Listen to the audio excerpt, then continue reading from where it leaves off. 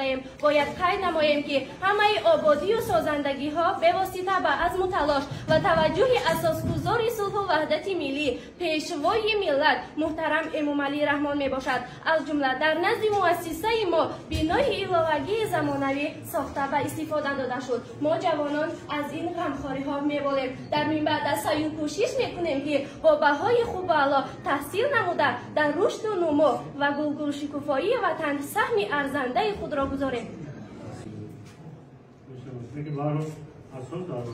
زیکیم یا رونق روی دنیا، کلیدی رزق انسان هست کیمیا.